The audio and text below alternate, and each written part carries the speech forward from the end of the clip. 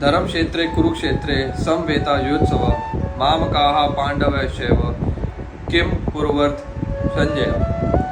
In this shloka, Dhritarashtra said, O Sanjay, after my sons and the sons of Pandu assembled in the place of pilgrimage at Kurukshetra, desiring to fight, what did they do?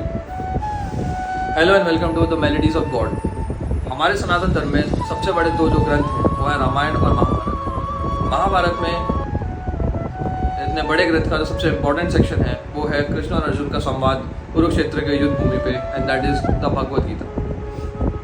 Bhagavad Gita में 18 अध्याय और 700 श्लोक हैं, जिसमें अर्जुन जब अपने परिजनों पे युद्ध करने से घबरा जाता है, उनका मन बहकने लगता है, तब कृष्ण उन्हें इस भौतिक जगत का रहस्य बताते हैं, इस माया जगत का रहस्य बताते हैं, और उसके ऊपर सबसे स्पिरिचुअल वर्ल्ड जो है, जिसको रियल एग्जिस्टेंस है, जो परम सत्य है, जो अल्टीमेट ट्रुथ है, उसका रहस्य बताते हैं। तो भगवत गीता और उसके सारे किरदारों को समझने के लिए हमें सबसे पहले महाभारत को बेसिक से समझना पड़ेगा, उसको बेसिक से स्टडी करना पड़ेगा। जो महाभारत की कथा है वो स्टार्ट होती है महाराज शांतनु और माता गंगा से। माता गंगा एक दिन महाराज शांतनु को गंगा किनारे मिलती हैं। महाराज शांतनु को माता गंगा से प्रेम हो जाता है और वो उनसे विवाह का प्रस्ताव रखते हैं।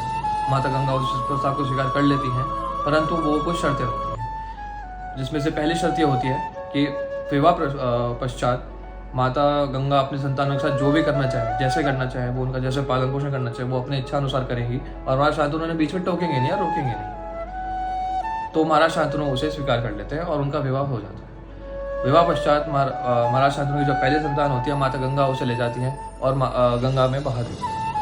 महाराज शांतनु कुछ नहीं कहते। महाराज शांतनु और माता गंगा की फिर पुनः संतान होती है, माता सुबह में ले आती है और गंगा में बहा देती है। महाराज शांतनु फिर कुछ नहीं कहते। ऐसे करते करते माता गंगा अपने 7 संतानों को जन्म लेते ही गंगा में बहा देती हैं और महाराज शांतनु कुछ नहीं कहते। परंतु 8वें संतान पे महाराज शांतनु का धैर्य टूट जाता है और वो माता गंगा को रोक लेते हैं। इसके बाद माता गंगा को क्रोध आता है और वो उनसे कहती हैं कि आपने विवाह के समय जो शर्त रखी थी उसको भंग कर दिया है, और इसीलिए अब वो उन्हें त्याग कर अपने उन संतान को और महाराज शांतनु को त्याग कर वापस जा रही है। तो माता गंगा उस 8 संतान को, जिनका नाम होता है देवव्रत, जो आगे चल के भीष्म पितामह कहलाए, उन्हें महाराज शांतनु को सौंप के चली जाती है। महाराज शांतनु उस गंगा पुत्र देवव्रत का अच्छे से पालन पोषण करते हैं, यहाँ तक कि उन्हें गुरु परशुराम के सानिध्य में शिक्षा लेने के लिए गुरुकुल भेजते हैं, और आगे चल के उन्हें युवराज भी घोषित करते हैं। परंतु इसके पश्चात क्या होता है कि महाराज शांतनु को अकेलापन बहुत परेशान करने लगता है, बहुत खाने लगता है। इसकी वजह से उन्हें एक मत्स्य कुमारी, जिनका नाम था सत्यवती, जो मछुआरों की एक कन्या थी, उनसे प्रेम हो जाता है। और इसके चलते हमारा शांतनु बहुत ही दुख में और अकेलेपन की उस पीड़ा में खो जाते हैं, जो उनके पुत्र देवव्रत को बिल्कुल अच्छा नहीं लगता। तो देवव्रत पहुंचते हैं सत्यवती जी के पास और उनसे बात करते हैं कि मेरे पिता को आपसे प्रेम है, आप कृपया उनसे विवाह करिए। तो सत्यवती माता उनको अपने पिता से मिलाती हैं और उनके पिता उनके सामने बात रखते हैं कि सत्यवती माता अगर उनसे विवाह कर भी लेंगी, तब भी आगे चल के उनके संतान को उसका कोई लाभ नहीं होगा। उनके संतान दासों का जैसा ही जीवन व्यतीत करेंगे, क्योंकि युवराज तो घोषित गंगापुत्र देवव्रत पहले से ही हो चुके हैं। इसकी वजह से गंगापुत्र देवव्रत ने माता सत्यवती को और उनके पिता को ये आश्वासन दिया कि आगे चल के उन्हीं के पुत्र राजा भी बनेंगे, यहाँ तक कि देवव्रत की संतानें उन सत्यवती की संतानों से सिंहासन के लिए युद्ध न करें, इसके लिए उन्होंने आजीवन ब्रह्मचर्य की भीष्म प्रतिज्ञा भी ली, जिसकी वजह से प्रसन्न होकर महाराज शांतनु ने अपने पुत्र देवव्रत को इच्छा मृत्यु का वरदान भी दिया, और इस भीष्म प्रतिज्ञा के कारण उनका नाम भीष्म पड़ा, जो आगे चल के भीष्म पितामह से जानेंगे। तो इसके बाद महाराज शांतनु देवी सत्यवती की, जो कि एक मत्स्य कन्या थी, उनका विवाह हुआ, और विवाह पश्चात महाराज शांतनु और देवी सत्यवती की 2 संतानें, 2 पुत्र प्राप्त हुए, जो कि विचित्रवीर्य और चित्रांगद कहलाए। परंतु दुर्भाग्य से विचित्रवीर्य और चित्रांगद जो थे, वो बल पे, अपने सामर्थ्य पे, अपने अन्य कलाओं पे, अपने बुद्धि के दम पे गंगापुत्र देवव्रत जितने सामर्थ्यवान नहीं निकले। उनमें उतना ना ही बल था, उतना सामर्थ्य नहीं था कि वो राजा बने योग्य बन पाए। परंतु देवव्रत ने अपना भीष्म प्रतिज्ञा का मान रखते हुए, अपनी देवी सत्यवती को जो उन्होंने वचन दिया था उसका मान रखते हुए उन्हें राजा बनने दिया।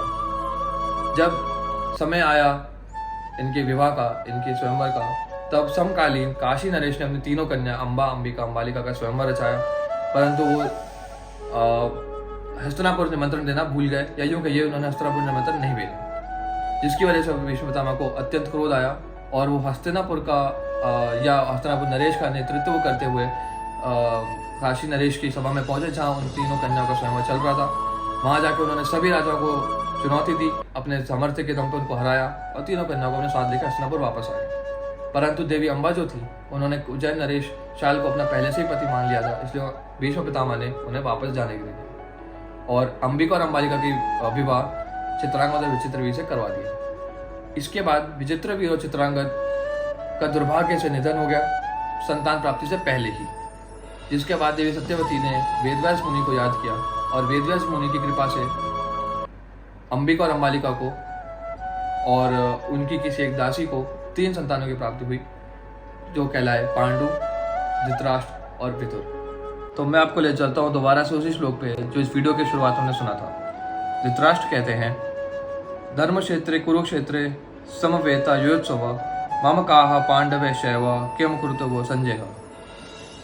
युद्ध आरंभ होने से पहले जब वेदव्यास मुनि महाराज धृतराष्ट्र की सभा में पहुंचे, तो महाराज धृतराष्ट्र के आग्रह पर वेदव्यास मुनि ने उनके सारथी संजय को, महाराज धृतराष्ट्र के सारथी संजय को दिव्य दृष्टि प्रदान करी, जिसकी मदद से वो उन्हें युद्ध का देखा हाल महाराज धृतराष्ट्र को साफ साफ तौर पर सुना सके, उन्हें बता सके कि युद्ध में चल क्या रहा है। तो संजय महाराज धृतराष्ट्र को यह बताते हैं कि उनका ज्येष्ठ पुत्र दुर्योधन अपने गुरु व द्रोणाचार्य के पास जाता है और उनसे बोलता है, उनसे ये कहता है कि वो एक बार पांडव सेना पे नजर लगाएं, पांडव सेना को देखें, पांडव सेना के सारे महारथियों, अति महारथियों योद्धाओं को का आंकलन करें, जिसपे वो नाम लेता है सारे उप पांडवों का, वहाँ से मौजूद राजा विराट का, राजा सेनापति धृष्टद्युम्न का, यहाँ तक कि राजा द्रुपद का और स्वयं पांडवों का। और फिर उसके बाद वे द्रोणाचार्य जी से कहता है कि वो अब अपनी सेना का मूल्यांकन करें, जिसमें है कर्ण, विकर्ण जैसे महायोद्धा, जिसमें स्वयं भीष्म पितामह जिस सेना के सेनापति हैं, जिसमें स्वयं द्रोणाचार्य जैसे योद्धा है, जिसमें अश्वत्थामा जैसा महारथी हैं, जिसमें वो खुद स्वयं दुर्योधन जो राजा का प्रतिनिधित्व कर रहा है वो मौजूद है। तो संजय उन्हें यह हाल देख के बताते हैं। इस प्रकार भगवत गीता के पहले अध्याय का पहला श्लोक संपूर्ण होता है। मैं स्पर्श राय आपसे अभी इस वीडियो के लिए आज्ञा लेता हूँ।